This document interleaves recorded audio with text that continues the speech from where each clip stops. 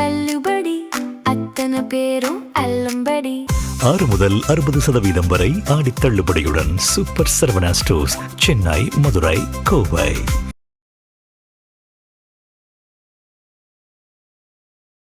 நேயர்களை வணக்கம். நான் உங்கள் மார்ஷல். சிறப்பு நேர்காணலுக்காக நம்முடன் இசையமைப்பாளர் திரு ஜேம்ஸ் வசந்தன் இணைந்திருக்கிறார். வாருங்கள், அவரோட பேசலாம். சார் வணக்கம். வணக்கம் மார்ஷல். விஜய் அவர்களுடைய ஆட்சி அமைஞ்சு ஒரு 3 மாசம் கூட முடியலை.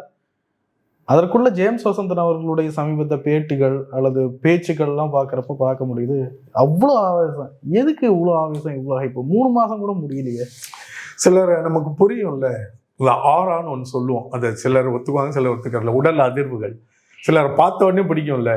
பழகியிருக்க மாட்டோம், பேசியிருக்க மாட்டோம், ஆனால் பிடிச்சு போயிடும்ல. சிலர் பார்த்த உடனே பிடிக்காதுல்ல. நம்ம உள் உணர்வு ஒன்று சொல்லும்ல, எனக்கு சொல்லுது இவர் தப்பான ஆளுன்னு. இவரை எப்போ இப்படி நம்ம பார்க்க ஆரம்பித்தோம்? இவர் வெறும் நடிகராக இருந்தப்போ இவரை நம்ம ஒரு தனி மனிதனாக கூட நம்ம பார்க்கல. ஏன்னா he's an entertainer, just an actor like anybody else. அப்போ விமர்சனமே இவர் மேலே நம்ம வைக்கல. இவர் எப்போ பொது வாழ்க்கைக்கு வர்றாலும் நம்மளுடைய கோணம் கண்ணாடி வேற போடுறோம்ல. அப்போ இவர் பொருத்தமானவரா, தகுதியானவரா, இவரால் செய்ய முடியுமா, இவருக்கு இந்த இடத்துக்கு தேவை இருக்கா, இவர் தேவை உணர்ந்து தான் வர்றாரா, மக்கள் இவருக்கு பிரச்சனையா, அதிகார வெறியா, இப்படியெல்லாம் நம்ம ஏன் இதை இவரை நம்ம கணிக்க தொடங்குறோம்னா பொது வாழ்க்கைக்கு வரேன்னு சொன்னனால. அப்போ பார்க்கும்பொழுது எனக்கு அவர் தப்பானவராக தெரிஞ்சார். என்னுடைய கணிப்பு எந்த இடத்துலையும் தவறலை. நான் நினைச்சதை விட இன்னும் மோசமானவராக தான் இருக்கார்.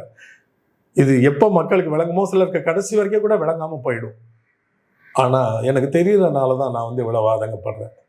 இவரை போய் அந்த இடத்துல அமர வச்சிருக்கவே கூடாது மக்கள். இப்போ பாருங்க, 3 மாசம் கூட ஆகலை, 70-75 நாட்கள் நினைக்கிறேன். அரசாங்கத்தில் ஏதாவது நடக்குதானா? ஒன்றுமே நடக்கலை. உடனே இந்த இளைஞர்கள்லாம் துடிப்பாங்க, அவருடைய ஆதரவாளர் ரசிகர்கள்லாம். என்ன ரொம்ப எல்லாம் தெரிஞ்ச மாதிரி பேசாதன்னு. என்ன நடந்திருக்குன்னு உங்களை யாராவது சொல்லுங்களேன். இப்போ நம்மளுடைய இயற்கையில், நம்மளை சுற்றி இருக்கிற சாதாரண இயற்கையில் இந்த மலர், கொடி, காய், கனி, கறி, அப்புறம் சின்ன சின்ன உயிரினங்கள், ஈ, கொசுலேருந்து இந்த நாய், பூனை, குருவி, காக்கா, பருந்து, கழுகுலேருந்து யானை, சிங்கம், எல்லாம் அது பாட்டுக்கு அப்படியே இயல்பாக உண்டு வாழ்க்கையை ஓட்டி கழித்து கொண்டு இருக்கின்றன. இதே போல் இயற்கையாக என்ன நடக்க முடியுமோ அப்படிதான் இந்த அரசு நடந்துட்டுருக்கு. ஒன்றுமே வேலை பார்க்கலனாலும் அதிகாரிகளும் துறையும் இருக்கிறனால அவர்கள் வேலையை பார்த்து கொண்டு இருப்பதால் எல்லாம் அப்படியே இயங்கி கொண்டு இருக்கிறது. ஒன்றும் முன்னேறலை. ரெண்டுத்துக்கும் வேறுபாடு உண்டு. நம்ம பைபிளில் கூட ஒரு எடுத்துக்காட்டு இயேசு கிறிஸ்து சொல்லியிருப்பார். பொருளற்ற வாழ்க்கை வாழ்கிறது எதுக்கு சமம்னா அத்திப்பழ புழுன்னு சொல்லுவார். அத்திப்பழத்தில் அது மலராக இருக்கும்போது அந்த தேனை குடிச்சிட்டு அது அப்படியே அதை சுற்றியே அந்த பழம் வளர்ந்துடும்.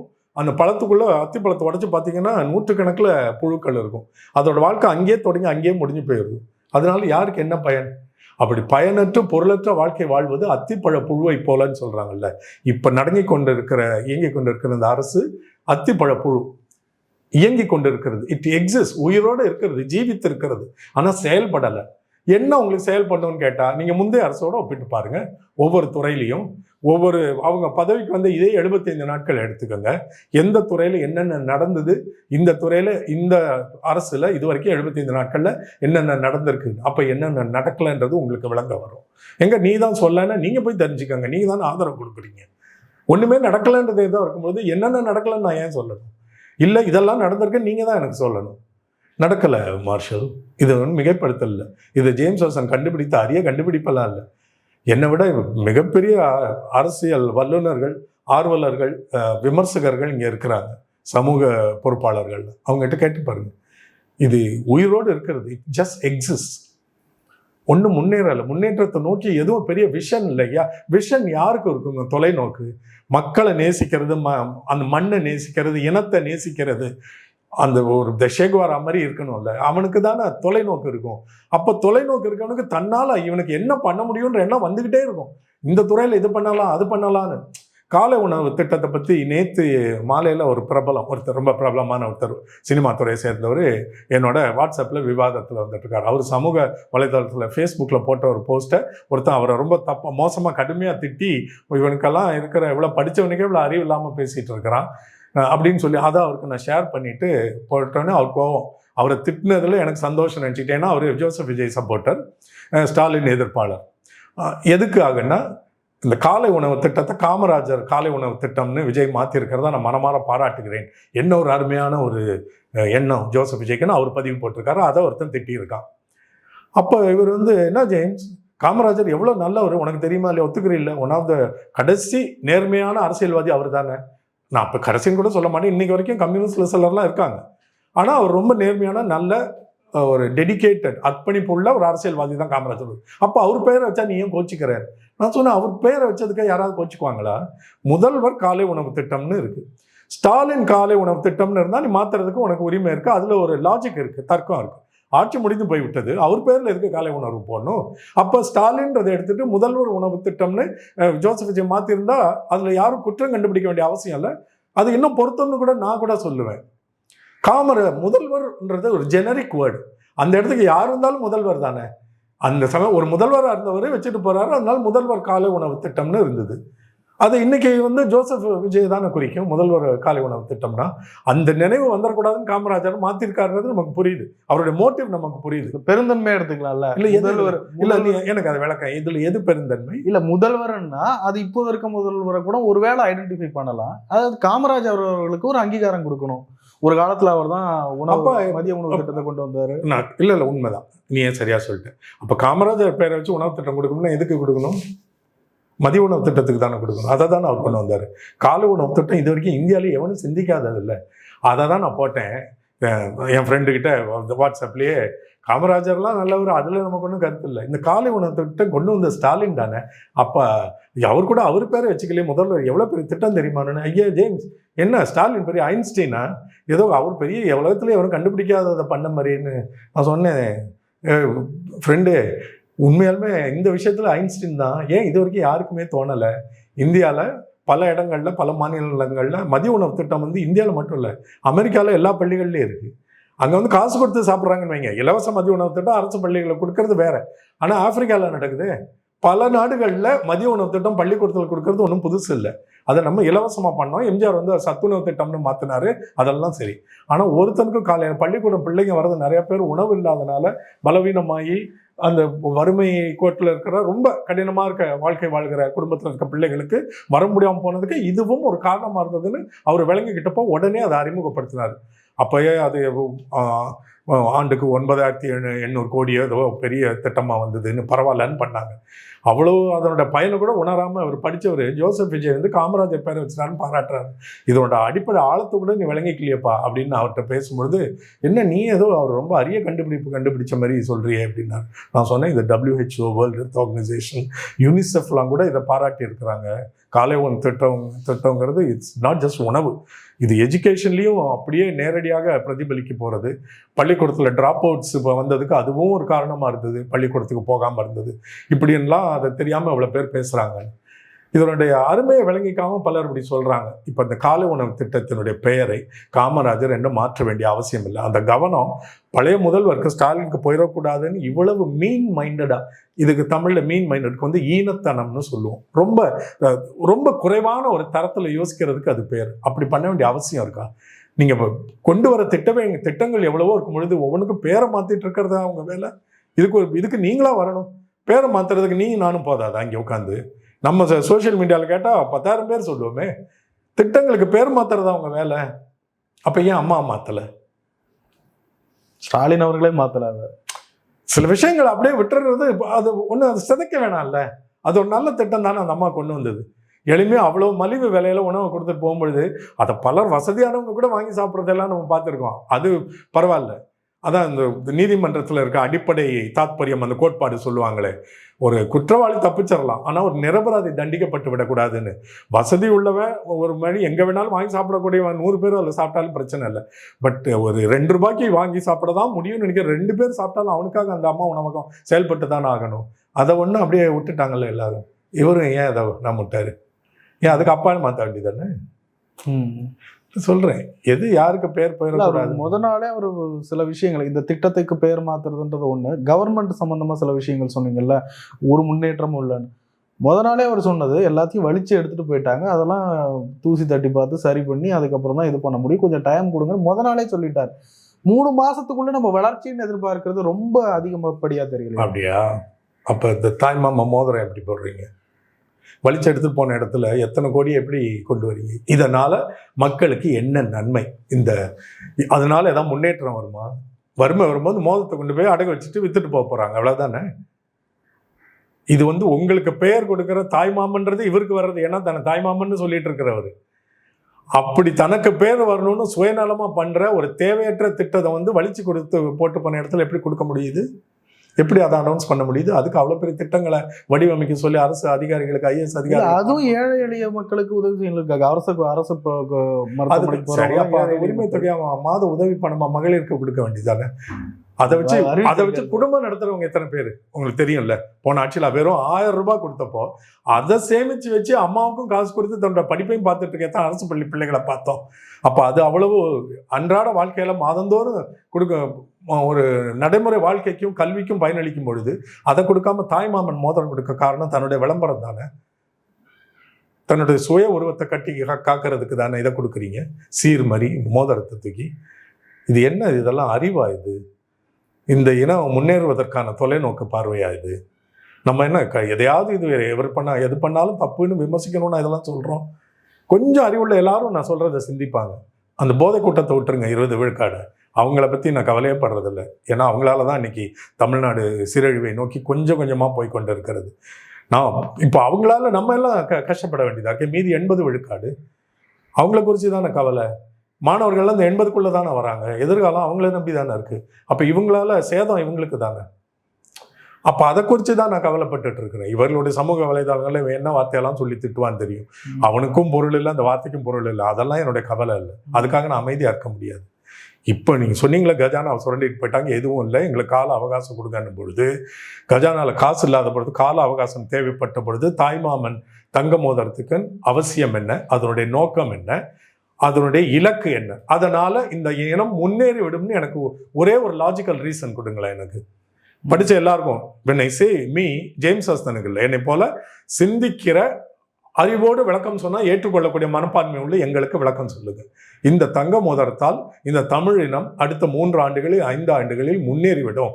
மாணவர்கள் இளம் தலைமுறைக்கு இதனால் இந்த பயன், அவருடைய நடைமுறை வாழ்க்கையில், கல்வி வாழ்க்கையில, சமூக வாழ்க்கையில முன்னேற்றத்துக்கு இது இந்த வகையில உதவும்னு சொல்லி எனக்கு சொல்லுங்க. அதனால இதை கொண்டு வந்தேன்னு எனக்கு சொல்லுங்க. எவ்வளவு முட்டாள்தனம்! 80 விழுக்காடை இப்படி ஏமாற்றக்கூடாது. அவர் வெறும் திரைப்பட வசனங்களையும் ஒப்பிக்கிறதையும் வச்சு, நடிப்பையும் ஆக்ஷனையும் வச்சு தான் ஏமாத்திட்டு இருக்கிறார். இப்போ அதான் பல நாள் திருடன் ஒரு நாள் அகப்படுவாங்க. இது மனித வரலாறு மீண்டும் மீண்டும் மீண்டும் நிரூபித்திருக்கிறது. நான்லாம் ரொம்ப positive thinker, I'm an optimist. எனக்கு அதில் நம்பிக்கை உண்டு, நிச்சயம் வெளிப்படும். எனக்கு ஒரே ஒரு அதில் என்ன வருத்தம்னா, இந்த கால இழப்பை சரி செய்யறதுக்கு 2 மடங்கு காலம் மீண்டும் தேவைப்படும், செலவழிக்க வரும். 1 ஆண்டில் ஏற்பட்ட சேதத்தை சரிக்கட்ட 2 ஆண்டுகள் செலவழிக்க வேண்டி வரும். 5 ஆண்டுகளில் ஏற்படுகிற சேதத்தை சரி செய்ய 10 ஆண்டுகள் செலவழிக்க வேண்டி வரும். அப்போ முன்னேற்றம் அந்த தவளை கிணத்துல இறங்கிக்கிட்டே இருக்க மாதிரி தான். திரும்ப மேலே ஏறுறதுக்கு திரும்ப போராட வேண்டி வரும். அந்த வருத்தம் தான். கால இழப்பை மட்டும் சரி பண்ணவே முடியாது.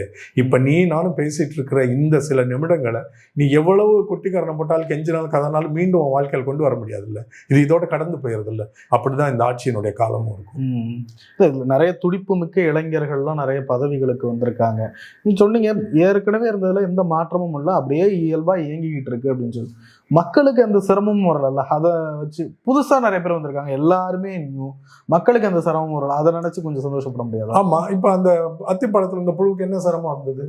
வாழ்ந்து மடிஞ்சிருச்சு. இல்ல, இப்ப சிரமம் இல்லாம வாழணும்னு நம்ம நினைச்சிட்டோம்னா வாழ்ந்து மடிவோம், பெரிய முன்னேற்றம் இருக்காது. ஏன் தமிழ்நாட்டில் படித்தவன்லாம் இன்னைக்கு போய் சுந்தர் பிச்சை ஆனாலும் சரி, நாசாவானாலும் சரி, எங்கே பார்த்தாலும் தமிழனுக்கு இடம் இருக்குது. எப்படி வந்தது? சிரமம் இல்லாமல் வாழணும்னு நம்ம நினச்சிருந்தோம்னா இருக்கிறத சாப்பிட்டுக்கிட்டு அன்னைக்கு படத்தை பார்த்துக்கிட்டு வாழ்க்கையை ஓட்டிக்கிட்டு அங்கே கடற்கரையில் உட்காந்து அரட்டை அடிச்சு வாழ்க்கை முடிச்சோன்னு நினச்சிருந்தா இவங்களுக்கெல்லாம் அங்கே இடம் கிடைச்சிருக்குமா? இவ்வளோ இடத்துல உயர்ந்த அமெரிக்காவில் இன்னைக்கு தமிழ் கம்யூனிட்டி எவ்வளோ பெருசாக இருக்குது.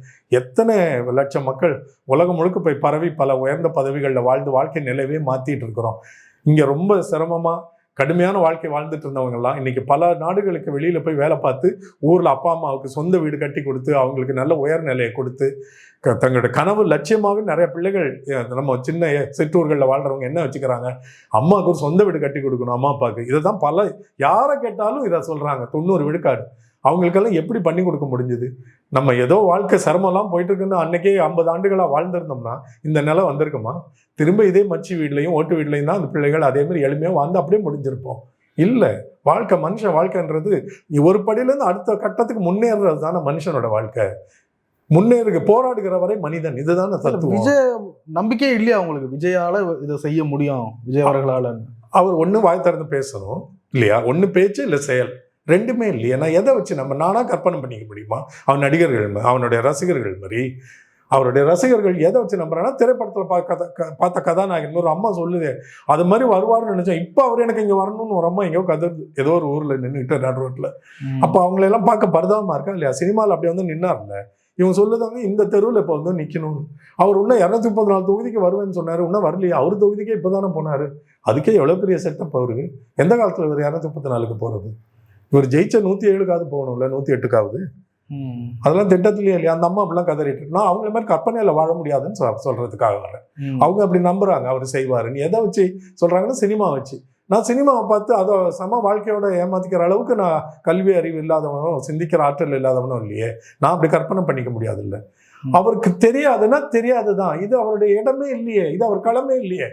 என்னங்க 51 ஆண்டுகள் நீங்க வந்து திரைப்படத்துறையை நம்பி அதுவே வாழ்க்கையா கூட்டு புழு மாதிரி கேரவனுக்குள்ள வாழ்ந்தவருக்கு மனுஷனுடைய வாழ்க்கை நிலை முன்னேற்றத்தை பத்தி என்ன கனவு லட்சியம் தெரியும்? அப்படி இருந்தா உன்னால அங்கே நடிகனா மட்டும் இருந்திருக்க முடியாது.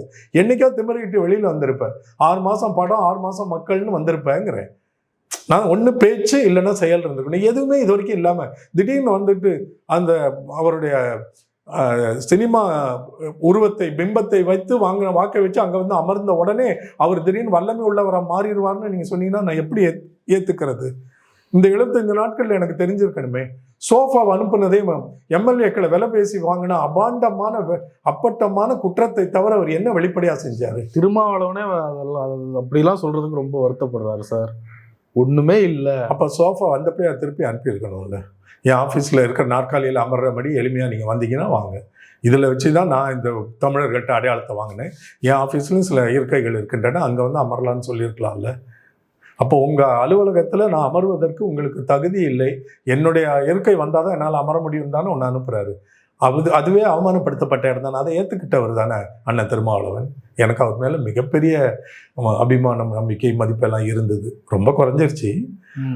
ஆனால் மிகப்பெரிய ஒரு அரசியல் ஒரு பண்புள்ளவர். அதெல்லாம் எனக்கு மறக்க முடியல. அவங்க இந்த விஷயத்த பேசுவோம். இதை ஏன் ஏற்றுக்கிட்டார்? ஏன் சோஃபாவை அனுமதிச்சார்?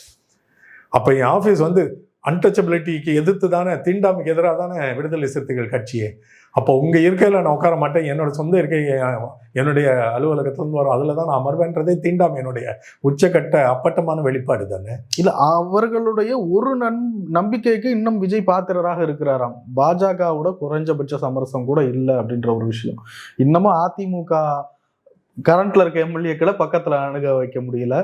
பாஜகவை எதிர்க்க வேண்டிய இடத்துல எதிர்த்துக்கிட்டு தான் இருக்காரு. எங்க எடுத்தாரு சார்? இப்ப கண்டிச்சாரு சார், ராகுல் காந்தி அவர்களுடைய கடிதத்தை கண்டிச்சாரு சார். அப்படியா? என்ன அதை கேட்டு மோடி ஆடி போயிட்டாரா?